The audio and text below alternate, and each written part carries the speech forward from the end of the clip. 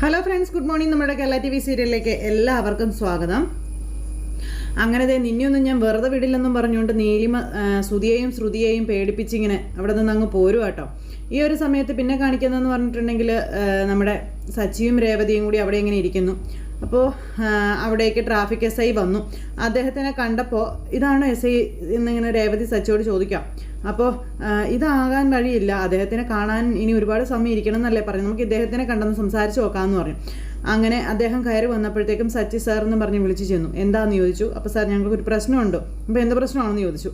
അത് പിന്നെ ഇവള് സ്കൂട്ടർ നോർ പാർക്കിംഗ് ഏരിയയിൽ പാർക്ക് ചെയ്തതുകൊണ്ട് നിങ്ങൾ വണ്ടി ഇങ്ങോട്ട് എടുത്തുകൊണ്ട് വന്നായിരുന്നു. ശരി വാ എന്നും പറഞ്ഞ് ഇവരെ വിളിച്ചുകൊണ്ട് സാറ് അകത്തേക്ക് കയറി ചെല്ലുന്നു. ഈ ഒരു സമയത്ത് മറ്റേ സാറ് ഇറങ്ങി വന്നു. ആ സാറ് നിങ്ങൾ അകത്തേക്ക് വാന്നും പറഞ്ഞു അദ്ദേഹത്തെ വിളിച്ചുകൊണ്ട് പോയപ്പോൾ തൊട്ട് പിറകിൽ ശ്രുതിയും കൂടെ നിൽക്കും. അത് ഇവർ കണ്ടില്ല. ആ സമയത്ത് ശ്രുതിയും കൂടി ഈ ക്യാഷ് എൻ്റെ കയ്യിലേക്ക് തിരിച്ചു വരും ഞാൻ ഒട്ടും പ്രതീക്ഷിച്ചില്ല ശ്രുതി എന്നും പറഞ്ഞുകൊണ്ട് ശ്രുതി പറയാം. അപ്പോൾ ബുദ്ധി ഉണ്ടായാൽ പോരാ, അത് ഉപയോഗിക്കാൻ പഠിക്കണം എന്ന് പറയുന്നത് വെറുതെ അല്ല എന്ന് ഇപ്പോൾ ശ്രുതിക്ക് മനസ്സിലായോ എന്ന് ശ്രുതി ചോദിച്ചു. മനസ്സിലായി, എന്നെക്കാളും എത്രയോ ബ്രില്യൻ്റ് ആണ് നീ എന്ന് എനിക്കിപ്പം മനസ്സിലായി എന്നിങ്ങനെ പറയും കേട്ടോ. അപ്പോൾ വാ ശ്രുതി നമുക്ക് പോകാമെന്ന് പറഞ്ഞ് രണ്ടുപേരും ഇങ്ങനെ പോണു. തലനാരിഴയ്ക്ക് അങ്ങോട്ടും ഇങ്ങോട്ടും കാണാതെ രണ്ട് കൂട്ടരും പോയി. അത് കഴിഞ്ഞപ്പോൾ രേവതിയും സച്ചിയും അകത്ത് ആ സാറിൻ്റെ അരികിൽ ഇങ്ങനെ നിൽക്കുക കേട്ടോ. രണ്ടുപേർക്കും ഭയങ്കര സങ്കടമുണ്ട്. അപ്പോൾ നോ പാർക്കിംഗ് ഏരിയയിൽ വണ്ടി പാർക്ക് ചെയ്യാൻ പാടില്ലെന്ന് അറിയില്ലേ തനിക്ക് എന്ന് ചോദിച്ചു. അപ്പോൾ അറിയാം സാർ, ഞാൻ നോ പാർക്കിംഗ് എന്ന് എഴുതിയ ആ ഒരു ബോർഡ് കണ്ടില്ലായിരുന്നു, തെറ്റ് എൻ്റേത് തന്നെയാണ്, ഞാൻ സമ്മതിച്ചു എന്ന് നമ്മുടെ രേവതി സാറിനോട് പറയാം. എൻ്റെ വണ്ടി എനിക്ക് തിരികെ തരണം സാർ, ഞാൻ അതിലാണ് പൂ വിൽക്കുന്നതെന്നൊക്കെ രേവതി ഇങ്ങനെ സങ്കടത്തോടെ ആ സാറിനോട് പറയാം. വണ്ടി ഇല്ലെങ്കിൽ എനിക്ക് പൂ വിൽക്കാൻ കഴിയില്ല എന്നും ഇനി ഞാൻ ഒരിക്കലും ഇങ്ങനെയൊന്നും ചെയ്യില്ല സാർ എന്നും പറഞ്ഞ് ഇങ്ങനെ ഇത് പറയാം. അപ്പോൾ സാർ കുറേ സമയമായി ഞങ്ങളിവിടെ നിൽക്കുന്നു, വണ്ടിയുടെ ബോക്സ് നിറയെ പൂക്കളുണ്ട് സാർ, അത് കടകളിലൊക്കെ കൊടുക്കേണ്ടതാണ് സാർ, വാടിപ്പോകും മുൻപേ അതൊന്ന് ഞങ്ങൾക്ക് എല്ലായിടത്തും എത്തിക്കണം സാർ എന്ന് പറയും. അപ്പോൾ അതൊക്കെ വാടിപ്പോയി കാണത്തില്ലേ, വണ്ടി പാർക്ക് ചെയ്യുമ്പോൾ ഇതൊക്കെ ഓർക്കണമായിരുന്നു എന്നാൽ സാറ് രേവതിയോടും സച്ചിയോടും പറഞ്ഞു. ഫൈൻ അടച്ചിട്ട് വണ്ടി എടുത്തുകൊണ്ട് പോയിക്കോളാൻ പറഞ്ഞു. അപ്പോൾ താങ്ക് യു സാർ, മേലിൽ ഇത് ആവർത്തിക്കാൻ പാടില്ല എന്ന് പറഞ്ഞു. അയ്യോ ഇല്ല സാർ, ഇനി നോ പാർക്കിംഗ് എഴുതിയിരിക്കുന്ന സ്ഥലത്ത് വണ്ടിയെന്നല്ല ഞാൻ പോലും പോയി നിൽക്കില്ല എന്നും പറഞ്ഞ് രേവതി സാറിനോട് പറയാം. ഒരു 500 രൂപ എടുക്കാൻ പറഞ്ഞു. അപ്പോഴത്തേക്കും അയ്യോ 500 എന്തിനാ രൂപ 500 എന്തിനാ സാർ 500 രൂപ, അപ്പം ഞാൻ ഫൈനാ ചോദിച്ചതെന്ന് ആ സാറ് പറഞ്ഞു. അപ്പോൾ രേവതി ഇങ്ങനെ അയ്യോ എന്നും പറഞ്ഞ് നിൽക്കുമ്പോൾ സച്ചി ആ പൈസ കൊടുത്തു. അങ്ങനെ രേവതിയുടെ കയ്യിലുണ്ടായിരുന്നതും കൂടെ നുള്ളിപ്പറക്കി കൊടുത്തു. സാറ് രസീതും കൊടുത്തു. വളരെ ഉപകാരം സാർ എന്നും പറഞ്ഞ് അവർ വണ്ടിയായിട്ട് ഇറങ്ങുക. അപ്പോൾ വണ്ടിയിൽ ഇങ്ങനെ വന്ന് വണ്ടിയുടെ അടുത്തേക്ക് വന്നപ്പോൾ എങ്ങനെയൊക്കെയോ വണ്ടി കിട്ടി, ഇപ്പോഴാണ് എൻ്റെ ശ്വാസം ഒന്ന് നേരെ വീണതെന്നൊക്കെ രേവതി പറയാം. ഇനിയെങ്കിലും ട്രാഫിക് നിയമങ്ങളൊക്കെ ഒന്ന് വായിച്ച് പഠിക്കുക, നിൻ്റെ ഭർത്താവേ 4 ആൾ അറിയുന്ന ഒരു കാർ ഡ്രൈവറാണ്, നീ ചുമ്മാ എന്നെ പറയിപ്പിക്കരുതെന്ന് പറഞ്ഞു. ശരി നമുക്ക് പെട്ടെന്ന് പോകാം, പിറകെ കയറിക്കോളാൻ പറഞ്ഞു. ഞാനിതിൻ്റെ പിറകെ കയറി എൻ്റെ കാറ് പിന്നെ ആര് കൊണ്ടുവരുമെന്ന് ചോദിച്ചു അന്നേരം സച്ചി. അതും ഈ പെട്ടിയിൽ വെച്ച്. ശരിയാണല്ലോ സച്ചേട്ടാ, സച്ചേട്ടൻ്റെ കാർ ഇവിടെ ഉണ്ടല്ലേ, ഞാനത് ഓർത്തില്ല. സാരില്ല സച്ചേട്ടൻ ചെല്ലാൻ പറഞ്ഞു. നീ മറക്കും, നിൻ്റെ വണ്ടിയെപ്പറ്റി മാത്രമാണല്ലോ നിനക്ക് ചിന്തയുള്ളൂ. പിന്നെ അതൊന്നും അല്ല. എന്താ ഒരു ചിരി, ഇത്രയും നേരം നിങ്ങൾ വാങ്ങിച്ചു തന്ന വണ്ടി എന്നും പറഞ്ഞുകൊണ്ട് കരഞ്ഞുകൊണ്ടിരിക്കുകയായിരുന്നല്ലോ.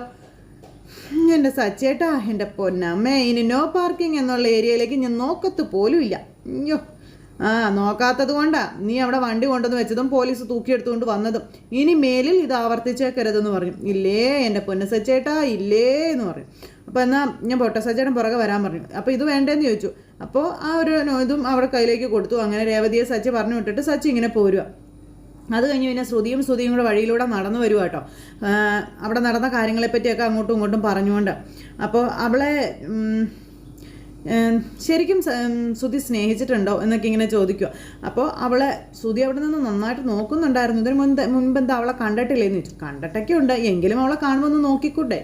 അതിനെന്താ നോക്കാമല്ലോ, പക്ഷെ പെട്ടെന്ന് എന്താ ഇങ്ങനെ നോക്കുന്നതെന്നാ ചോദിച്ചത് എന്നൊക്കെ ഇങ്ങനെ പറഞ്ഞു. അപ്പോൾ അവിടെ വെച്ച് അവളെപ്പോലെ ഒരുത്തിയെ ഞാൻ കളഞ്ഞത് നന്നായിന്നാ ഞാൻ വിചാരിച്ചത്, ഉള്ളിലുണ്ടായിരുന്ന ആ ഭാരം മുഴുവൻ ഇറക്കി വെച്ചവളല്ലേ നീ എന്നൊക്കെ ചോദിക്കാം. ഇന്ന് എൻ്റെ ഉള്ളിലെ ഭാരം എല്ലാം തീരും. ഒരു പെണ്ണിനാൽ പറ്റിക്കപ്പെട്ട മണ്ടനായി മറ്റുള്ളവരുടെ മുന്നിൽ ഇത്രയും കാലം കഴിഞ്ഞില്ലേ ഞാൻ അനുഭവിച്ച എല്ലാ വിഷമങ്ങളും ഇതോടെ അവസാനിക്കുകയാണെന്നും എനിക്ക് അവളുടെ കയ്യിൽ നിന്ന് പണവും തിരികെ കിട്ടിയില്ലേ, അവൾക്കൊരു തിരിച്ചടി കൊടുക്കാനും പറ്റിയില്ലേ, എല്ലാത്തിനും കാരണമേ എൻ്റെ ശ്രുതിയാണെന്നും പറഞ്ഞ് ശ്രുതിയുടെ കൈയൊക്കെ പിടിച്ച് നിന്നോടുള്ള കടപ്പാട് ഞാൻ എങ്ങനെ വീട്ടുമെന്ന് ആലോചിക്കായിരുന്നു എന്ന് പറയും. കടവും കടപ്പാടൊക്കെ അന്യരോടല്ലേ കാണിക്കേണ്ടത്, ഞാൻ ശ്രുതിക്ക് അന്യാണോ എന്ന് ശ്രുതി ചോദിക്കുമ്പോൾ അയ്യോ ഞാൻ അങ്ങനെയല്ല ശ്രുതി പറഞ്ഞത്, മതി കിടന്ന് ഉരുളാനൊന്നും നോക്കണ്ട, കാശൊക്കെ കിട്ടിയില്ലേ, ഇനി പറ ഭാവി പരിപാടി എന്താണെന്ന് ചോദിച്ചു. ഭാവി പരിപാടി നേരെ വീട്ടിലോട്ട് ചെല്ലുന്നു. സച്ചി അടക്കം എല്ലാവരെയും വിളിച്ചു കൂട്ടിയിട്ട് കാശെടുത്ത് അച്ഛൻ്റെ മുന്നിൽ സിനിമ സ്റ്റൈൽ വീശി എറിയുന്നു. എന്നിട്ട് 2 പഞ്ച് ഡയലോഗ് ഇപ്പം എന്നാന്ന് പറഞ്ഞത്? ശ്രുതി, എനിക്ക് 2 നല്ല ഡയലോഗ് പറഞ്ഞു തന്നെ പറയാനായിട്ട്. അത് കേട്ടപ്പോൾ ശ്രുതി ഇങ്ങനെ തുറച്ച് നോക്കുക. എന്താ ശ്രുതി? അപ്പോൾ ശ്രുതി ഇങ്ങനെ നോക്കി നിൽക്കുന്നു. പെട്ടെന്ന് പറയാനുള്ള ഡയലോഗൊന്നും നിനക്ക് കിട്ടുന്നില്ല. ദൈവം നമുക്ക് തല തന്നിരിക്കുന്നത് എന്തിനാ ശ്രുതി? അതെന്തിനാ എന്ന് പറഞ്ഞുകൊണ്ട് ശ്രുതി ഇങ്ങനെ നിൽക്കുക. ഓ എൻ്റെ ശ്രുതി, അത് ചിന്തിക്കാൻ. അതെ ചിന്തിക്കാൻ. ഞാനതല്ല ഇങ്ങനെ ചിന്തിച്ച് നിന്നത്. ശ്രുതി ഇപ്പം എന്തിനാ ഈ പൈസ വീട്ടിൽ കൊണ്ടുപോയി കൊടുക്കുന്നത്? അത് പിന്നെ എല്ലാവരുടെയും മുന്നിലുണ്ടായ ചീത്തപ്പേര് മാറ്റാനായിട്ട്. അത് നമ്മുടെ വീട്ടിൽ ശ്രുതിക്ക് ഇനി അഭിമാനത്തോടെ തലയെടുപ്പോടുകൂടി നിൽക്കാമെന്ന് പറഞ്ഞു. ഇത്രയും കാശ് കൊടുത്ത് ശ്രുതി പെട്ടെന്ന് ചീത്തപ്പേര് മാറ്റണമെന്ന് എനിക്ക് ഒരു നിർബന്ധവും ഇല്ല. പിന്നെ അഭിമാനക്കുറവ് അത് ഞാനങ്ങ് സഹിച്ചു എന്നും ശ്രുതി പറയുക. അല്ല ശ്രുതി എന്തേ പറയുന്നേ? എനിക്കൊന്നും മനസ്സിലായില്ല. നീ ഒന്ന് തെളിച്ച് പറയാൻ പറഞ്ഞു. അപ്പം ശ്രുതി കുറച്ചുകൂടി പ്രാക്ടിക്കലായിട്ട് ചിന്തിക്കാൻ പറഞ്ഞു. ഈ കാശ് ഇപ്പം തിരിച്ചു കിട്ടിയ അച്ഛൻ എന്ത് ചെയ്യും? അതെടുത്ത് 3 ഭാഗിച്ച് നിങ്ങൾ 3 മക്കൾക്കും കൂടി തരും അല്ലേ? അച്ഛൻ ഒരു ഷെയർ വേണമെന്നും പറഞ്ഞ് സച്ചി അത് 4 ആക്കും. പങ്കുവെക്കൽ കഴിയുമ്പോഴേ ശ്രുതിയുടെ കയ്യിൽ നക്കാപ്പിച്ച മാത്രമേ ബാക്കി ഉണ്ടാവുള്ളൂ. അത് വേണോന്ന് ചോദിച്ചു. അത് പിന്നെ ശ്രുതി, ഞാനൊരു വഴി പറയട്ടെ. എന്ത് വഴി പറയാൻ? നീ പറഞ്ഞോ. തൽക്കാലം ഈ കാശ് കിട്ടിയ കാര്യം നമ്മൾ വീട്ടിൽ പറയുന്നില്ല. പകരം ശ്രുതിക്ക് കാനഡയ്ക്ക് പോകാനുള്ള പണം നമുക്ക് അടയ്ക്കാമെന്ന് പറഞ്ഞു. പിന്നെ കാനഡയിൽ പോയിന്ന് സെറ്റിലാവാൻ ബാക്കി പണം ഉപകരിക്കുകയും ചെയ്യുമെന്ന് പറഞ്ഞു. അയ്യോ, അപ്പം അച്ഛനെ ഈ കാശ് തിരികെ കൊടുക്കണ്ടേ? അപ്പോൾ വേണം. കാനഡയിൽ പോയി നല്ല ജോലിയൊക്കെ ആയി കഴിയുമ്പോൾ തവണകളായി ഈ പണം നമുക്ക് അച്ഛന് കൊടുത്ത് കടം തീർക്കാമെന്ന് പറഞ്ഞു. അപ്പോൾ ശ്രുതി ഇങ്ങനെ നിന്ന് ആലോചിക്കാം. അങ്ങനെ ചീത്തപ്പേരും മാറും, നമ്മൾ ആഗ്രഹിച്ച ഒരു ജീവിതം നമുക്ക് കിട്ടുകയും ചെയ്യുമെന്ന് പറയുമ്പോൾ കേട്ടിട്ട് തന്നെ എനിക്ക് രോമാഞ്ചം വരുന്നു. അല്ല, എന്നാലും എനിക്ക് ഈ ബുദ്ധി തോന്നിയില്ലല്ലോ ശ്രുതി. ഒരു പ്രശ്നമുണ്ട്. പക്ഷേ എന്ത് പ്രശ്നമുണ്ടെന്ന്? അല്ല, അത് പിന്നെ നീ ഇല്ലാതെ കാനഡയിൽ ഞാൻ ഒറ്റയ്ക്ക് നിന്നെ പിരിയാൻ എനിക്ക് വിഷമമുണ്ടെന്ന് ശ്രുതി. അയ്യടാ, ആ വിഷമമൊക്കെ അങ്ങ് സഹിച്ചോളാൻ പറഞ്ഞു അന്നേരം ശ്രുതി. എൻ്റെ പൊന്നു ശ്രുതി, ഇത്രയും കാശ് കയ്യിലുള്ളപ്പോൾ ശ്രുതി എന്തിനാ ഒറ്റയ്ക്ക് പോകുന്നേ? കൂടെ ഞാനും വരില്ലേ എന്ന് ശ്രുതി ചോദിക്കുക. ആണോ? എന്നാൽ പിന്നെ ഓക്കെ, നമുക്ക് ഇപ്പം തന്നെ പോയി ക്യാഷ് കൊടുത്ത് കാനഡയിലേക്ക് പോകുന്ന കാര്യം സെറ്റ് ചെയ്യാൻ വരാൻ പറഞ്ഞു. അങ്ങനെ 2 കൂടി പോവുക. അപ്പോൾ അതിനുശേഷം പിന്നെ അവർ 2 പേരും കൂടി ആ ഓഫീസിൽ ചെന്നു. അതിനുശേഷം ക്യാഷ് അടയ്ക്കുന്നതിനെ പറ്റിയൊക്കെയുള്ള കാര്യങ്ങൾ പറയാം. അപ്പോൾ ക്യാഷിൻ്റെ കാര്യമെല്ലാം പറഞ്ഞപ്പം അത് നടക്കില്ല എന്ന് ആ ഓഫീസർ പറഞ്ഞു. അയ്യോ, അതെന്താ സാർ? ആ വേക്കൻസി ഞങ്ങൾക്ക് അത്ര അത്യാവശ്യമായിരുന്നു, അതുകൊണ്ട് തന്നെ ഞങ്ങൾക്കത് ഫില്ല് ചെയ്യേണ്ടി വന്നു. വേറൊരു ക്ലയൻറ്റ് പെട്ടെന്ന് ക്യാഷ് അടയ്ക്കാനായിട്ട് തയ്യാറായിരുന്നു. അപ്പോൾ അത് കൺഫേം ചെയ്യുന്നതിന് മുൻപ് നിങ്ങളെ പലവട്ടം ഞങ്ങൾ വിളിച്ചായിരുന്നു. മറുപടി പറയാതെ വന്നപ്പോൾ ഞങ്ങൾ അയാളെ ഫിക്സ് ചെയ്യുകയും ചെയ്തു നീ സാർ പറയാം. ഇന്നലെ പുള്ളി പോയല്ലോ എന്ന് പറഞ്ഞു. അത് കേട്ടപ്പം അതെന്ത് പണിയാണ് സാർ നിങ്ങൾ ഈ കാണിച്ചേ? ക്യാഷുമായി വരാമെന്ന് പറഞ്ഞല്ലേ ഇദ്ദേഹം ഇവിടെ നിന്ന് പോയത്? അതെ, അതുകൊണ്ടാണ് തീരുമാനം എടുക്കുന്നതിന് മുൻപ് ഞങ്ങൾ ഇദ്ദേഹത്തെ വിളിച്ചുകൊണ്ടിരുന്നത്. ഫോൺ എടുത്തിട്ട് കാര്യം വ്യക്തമായി പറഞ്ഞിരുന്നെങ്കിൽ ഞങ്ങൾ ഹോൾഡ് ചെയ്യുമായിരുന്നല്ലോ എന്ന് ഇനിയിപ്പോൾ പറഞ്ഞിട്ട് കാര്യമില്ലെന്നും ആ സാറ് പറയുക കേട്ടോ. അവിടെയും മൂഞ്ചി ഇങ്ങനെ ഇരിക്കുകയാണ്. ആ ഒരു സമയത്ത് നിങ്ങളുടെ വിഷമമൊക്കെ എനിക്ക് മനസ്സിലാകുന്നുണ്ട്, നമുക്ക് വേറെ നോക്കാമെന്നും പറഞ്ഞുകൊണ്ട് ഈ സാറ്. അപ്പോൾ ഇതുപോലെ ഒരു ജോലി ഇനി വേറെ കിട്ടുമോ സാർ? അത് ബുദ്ധിമുട്ടാണ്, സുധിയുടെ ഏജ് അതൊരു പ്രശ്നമാണെന്നും എങ്കിലും നമുക്ക് നോക്കാമെന്നും ഈ സാറ് പറയാം. നല്ലത് ഏതെങ്കിലും വന്നാൽ തീർച്ചയായിട്ടും ഞങ്ങൾ കോൺടാക്ട് ചെയ്യുകയും ചെയ്യാമെന്ന് പറഞ്ഞു. അങ്ങനെ കിട്ടിയതും കൊണ്ട് ഇങ്ങനെ വീട്ടിൽ തന്നെ ഇരിക്കേണ്ട അവസ്ഥയായി 2നും. പേര് വഴി ആധാരം 50 ലക്ഷം കിട്ടിയിട്ടും ഒരു ഗതി ഇല്ലാണ്ടായി പോയി ശ്രുതിക്ക്. ആ സമയത്ത് പുറത്തേക്ക് ഇറങ്ങിയിട്ട് ഞാനൊരു ഭാഗ്യമില്ലാത്തവനാ ശ്രുതി, ഇത്രയും പഠിച്ചിട്ടും എനിക്ക് നല്ലൊരു ജോലി കിട്ടിയില്ല എന്ന് ശ്രുതി പറയുക. നല്ലൊരു ജോലി കയ്യിൽ വന്നപ്പോൾ അതിന് വേണ്ടുന്ന കാശും എൻ്റെ കയ്യിൽ ഇല്ലാണ്ടായിപ്പോയി. ഇപ്പം കാശ് വന്ന് എല്ലാം ശരിയാകുമെന്ന് കരുതിയപ്പോൾ ആഗ്രഹിച്ച ജോലി പോവുകയും ചെയ്തു എന്നൊക്കെ പറയുന്നത് കേട്ടപ്പോൾ ശ്രുതി എന്തിനാ ഇങ്ങനെ വിഷമിക്കുന്നു എന്ന് ചോദിച്ചു ശ്രുതി. പിന്നെ ഞാൻ എങ്ങനെ വിഷമിക്കാതിരിക്കും? നമ്മുടെ പ്ലാൻ ഒന്നും ഇനി നടക്കാൻ പോകുന്നില്ല. ഇനി ഒരു ജോലി ഇനി എന്തിനാ ജോലി എന്ന് ശ്രുതി ചോദിക്കാം. ശ്രുതിയുടെ അക്കൗണ്ടിൽ കിടക്കുന്ന ലക്ഷങ്ങൾ കണ്ടിട്ട് എങ്ങനെ പറയാൻ പറ്റുന്നു ഭാഗ്യമില്ല എന്നുള്ളത്? നീ എന്തൊക്കെയാ ശ്രുതി പറഞ്ഞു വരുന്നത്? കാശ് കിട്ടിയത് കൊണ്ട് ഞാൻ ജോലിക്ക് പോവണ്ടെന്നാണോ നീ പറയുന്നത്? അതെ, ജോലിക്ക് പോവണ്ട. ഈ കാശ് വെച്ച് ശ്രുതി എന്തെങ്കിലും ബിസിനസ് തുടങ്ങാൻ പറഞ്ഞു ശ്രുതി. അപ്പോൾ കൊള്ളാം, അതൊക്കെ കൊള്ളാം, പക്ഷേ അതിൽ ചെറിയൊരു പ്രശ്നമുണ്ട്. ബിസിനസ് തുടങ്ങാൻ ഇത്രയും കാശ് എവിടെ നിന്ന് കിട്ടിയെന്ന് ചോദിച്ചാൽ ഞാൻ എന്തു പറയും എല്ലാവരോടും? അത് സത്യം പറയേണ്ടി വരത്തില്ലേ എന്ന് ചോദിച്ചു. അപ്പോൾ അതിനൊരു വഴിയുണ്ട്. കാശ് എൻ്റെ അച്ഛൻ അയച്ചു തന്നതാണെന്ന് അങ്ങ് പറഞ്ഞാൽ മതിയെന്ന് ശ്രുതി. അപ്പോൾ അതെങ്ങനെ?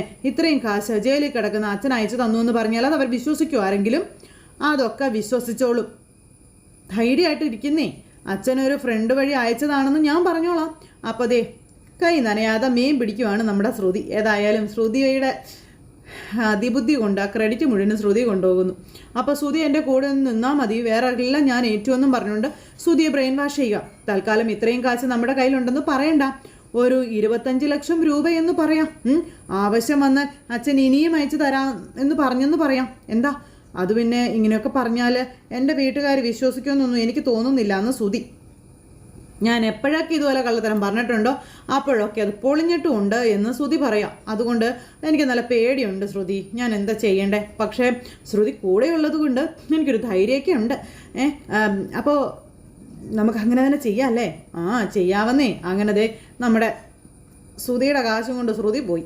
ആ ഒരു സമയത്ത് അവിടെ കിടന്ന് ഒച്ചയും ബഹളവും കേൾക്കും. അപ്പോഴേക്കും അച്ഛനും അമ്മയൊക്കെ ഓടി ഇറങ്ങി വന്നു. എന്താണ് അവിടെ കിടന്നൊരു ഒച്ച?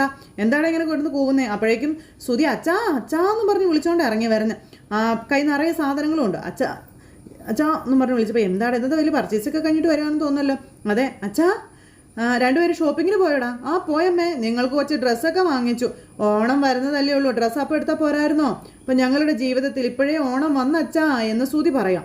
അതെന്താടാ, നിങ്ങൾക്ക് വേണ്ടി മാത്രം എന്തെങ്കിലും പ്രത്യേകമായിട്ടുള്ള ഓണം ഉണ്ടോ എന്ന് ചോദിച്ചാൽ അച്ഛൻ. വേണമെങ്കിൽ ഞങ്ങൾ അതും ഉണ്ടാക്കുമെന്ന് ശ്രുതി പറയാം. രണ്ടുപേരും നല്ല സന്തോഷത്തിലാണല്ലോ. എന്താ കാര്യം പറയാൻ പറഞ്ഞു. അപ്പോഴേക്കും സച്ചി വന്ന് പുറകിൽ നിന്നത് കേൾക്കുക. അപ്പോൾ പറയാം ആൻറ്റി എന്ന് പറഞ്ഞ് ശ്രുതി. എൻ്റെ അച്ഛൻ ഞങ്ങൾക്ക് കാശ് അയച്ച് തന്നു എന്ന് ശ്രുതി പറയുക. അപ്പോൾ സച്ചി ഇങ്ങനെ നോക്കുക. ആ സമയത്ത് ശ്രുതിയായിട്ടും രക്ഷപ്പെട്ടല്ലോ എന്ന് ശ്രീകാന്ത് വന്ന് പറഞ്ഞു. വർഷയും ഹാപ്പി ആയിട്ട് ഇങ്ങനെ നിൽക്കുന്നു. അപ്പം നിൻ്റെ അച്ഛൻ കാശ് അയച്ച് തന്നു ആൻറ്റി, 25 ലക്ഷം രൂപ അയച്ച് തന്നു എന്ന് പറഞ്ഞു ശ്രുതിയെ. 25 ലക്ഷം രൂപയോ? അപ്പം അതെ അമ്മേ, ആ ഒരു സന്തോഷത്തിനല്ലേ നിങ്ങൾക്കൊക്കെ ഡ്രസ്സ് വാങ്ങിച്ചുകൊണ്ട് വന്നത്. അല്ല, നിന്റെ അച്ഛൻ ജയിലിലാണെന്നല്ലേ മോളെ പറഞ്ഞത്? ഇത്ര പെട്ടെന്ന് റിലീസായോ എന്ന് അച്ഛൻ ചോദിച്ചു. അപ്പോഴേക്കും നമ്മുടെ ശ്രുതിയുടെ ഭാവമാറ്റങ്ങളൊക്കെ സച്ചി നിന്ന് ശ്രദ്ധിക്കാൻ തുടങ്ങി. അതുപോലെ തന്നെ രേവതിയും. ആ സമയത്ത് നമ്മുടെ ചന്ദ്രമതി അപ്പം അദ്ദേഹം പുറത്ത് ഇറങ്ങിയല്ലേ? നിങ്ങൾ കണ്ടില്ലേ, പരിഹാര കർമ്മം ചെയ്തതേ ഉള്ളൂ, പെട്ടെന്ന് തന്നെ ഫലം കിട്ടിയത് കണ്ടില്ലേ എന്ന് ചോദിച്ചു. അച്ഛൻ പുറത്തിറങ്ങിയിട്ടൊന്നുമില്ല, അച്ഛൻ ഇപ്പോഴും ജയിലിൽ തന്നെയാണ് ഉള്ളതെന്ന കാര്യം നമ്മുടെ രേവതി പറയുക. ജയിലിലുള്ള അദ്ദേഹം എങ്ങനെയാ കാശ് അയച്ചതെന്ന് സച്ചി. ജയിലിനകത്ത് അദ്ദേഹം എന്താ ബാങ്ക് നടത്തുന്നുണ്ടോ എന്ന് ചോദിച്ചു. അന്നേരം ജയിലിൽ പോകുന്നതിന് മുൻപ് എനിക്ക് തരാൻ വേണ്ടി അച്ഛൻ കാശ് എടുത്ത് വെച്ചിരുന്നു എന്ന് ശ്രുതി പറയാം. അപ്പം ജയിലിൽ പോകുന്നു എന്ന് അദ്ദേഹത്തിന് നേരത്തെ അറിയായിരുന്നു അല്ലേ എന്ന് സച്ചി ചോദിക്കുക. എടാ മിണ്ടാരിയടാ ചന്ദ്രമതി. അപ്പം അതൊരു ഗുഡ് ക്വസ്റ്റ്യൻ ആണെന്ന് നമ്മുടെ വർഷ. അപ്പോൾ താങ്ക് യു എന്ന് പറഞ്ഞ് നമ്മുടെ സച്ചി ഇങ്ങനെ വർഷയോട് പറഞ്ഞു കേട്ടോ. അന്നേരം എന്തിനാ വെറുതെ ഇങ്ങനെയുള്ള ചോദ്യങ്ങളൊക്കെ ചോദിക്കുന്നതെന്ന് ശ്രുതി ചോദിക്കുക. ആ ഒരു സമയത്ത് ജയിലിൽ പോകുന്നതിന് മുൻപ് കാശെടുത്ത് വെച്ചെങ്കിലും ജയിലിൽ കിടക്കുന്ന ഒരാൾക്ക് എങ്ങനെയാണ് ആ കാശെടുത്ത് അയക്കാൻ പറ്റുന്നതെന്ന് ശ്രീകാന്ത് ചോദിക്കുക കേട്ടോ. അപ്പോൾ ശ്രീകാന്തേ, അച്ഛൻ ജയിലിൽ പോകുന്നതിന് മുൻപ് എനിക്ക് തരാനായി കാശ് ഇളയച്ചനെ ഏൽപ്പിച്ചിരുന്നുവെന്നും ഇളയച്ചനാണ് കാശ് അയച്ച് തന്നതെന്നുള്ള കാര്യങ്ങളും നമ്മുടെ ശ്രുതി പറയാം. അങ്ങനെയെങ്കിൽ അദ്ദേഹം ഇങ്ങോട്ട് വന്നപ്പോൾ എന്തുകൊണ്ട് കാശ് കൊണ്ടുവന്നില്ല എന്ന് രേവതി ചോദിച്ചു. ഫ്ലൈറ്റിൽ വരുമ്പോൾ വലിയ തുക കയ്യിൽ വെക്കാനൊന്നും കഴിയില്ലല്ലോ, അതാ കൊണ്ടുവരാതിരുന്നതെന്ന് ശ്രുതി രേവതിയോട് പറയാം. അന്ന് ഇവിടെ വന്നപ്പോൾ നിന്റെ ഇളയച്ചൻ കാശിൻ്റെ കാര്യമൊന്നും പറഞ്ഞിരുന്നില്ലല്ലോ. നിന്റെ അച്ഛൻ കാശ് അദ്ദേഹത്തെ ഏൽപ്പിച്ചിരുന്നെങ്കിൽ അത് അദ്ദേഹത്തിന് ഇവിടെ വെച്ച് പറയാമായിരുന്നില്ലേ എന്ന് സച്ചി ചോദിക്കാം. ശ്രുതിയുടെ കാര്യങ്ങൾ മൊത്തത്തിൽ മാറിഞ്ഞിങ്ങനെ കിടക്കുക കേട്ടോ. അന്നേരം അച്ഛൻ ജയിലിലായ വിഷമത്തിലും ടെൻഷനിലും ഇളയച്ചൻ അത് പറയാൻ വിട്ടുപോയതായിരിക്കുമെന്ന് ശ്രുതി പറയാം. മലേഷ്യയിൽ പോയാൽ അറസ്റ്റ് ചെയ്യും, അതുകൊണ്ട് മലേഷ്യയിൽ പോകുന്നില്ല. ഉത്തരേന്ത്യയിലേക്ക് എങ്ങോട്ടോ പോവുകയാണെന്നല്ലേ നിന്റെ ഇളയച്ചനൊന്ന് പറഞ്ഞത്. അപ്പോൾ സച്ചിക്ക് നല്ല ഓർമ്മയാണ്, അത്രയും ബുദ്ധി ഇവർക്ക് പോയില്ല. അപ്പോൾ എല്ലാവരും ശരിയാണല്ലോ എന്ന് നിന്നിങ്ങനെ ആലോചിക്കുക കേട്ടോ. രവിയേട്ടനും അമ്മയും എല്ലാവരും. അദ്ദേഹം ഇന്ത്യയിൽ തന്നെയുണ്ട്, മലേഷ്യയിൽ നിന്ന് വരുമ്പോൾ കാശ് കൊണ്ടുവന്നിട്ടുമില്ല. പിന്നെ എങ്ങനെ കാശ് അയച്ചു എന്ന് നമ്മുടെ സച്ചി ചോദിക്കുമ്പോൾ അയ്യോ എന്നും പറഞ്ഞ് ശ്രുതി ഇങ്ങനെ നിൽക്കുക കേട്ടോ. അപ്പോൾ രവിയേട്ടനും അമ്മയും എല്ലാവരും ആലോചിക്കുക. അപ്പോൾ എടാ, അറസ്റ്റ് ചെയ്യും, ജയിലിലാക്കും, അക്കൗണ്ട് മരവിപ്പിക്കുമെന്നൊക്കെ മുൻകൂട്ടി മനസ്സിലാക്കിയത് കൊണ്ടാവും പൗഡറേട്ടത്തേക്ക് ബാങ്ക് ത്രൂ അല്ലാതെ ക്യാഷ് നിങ്ങളുടെ ഇളയച്ചനെ ഏൽപ്പിച്ചത്.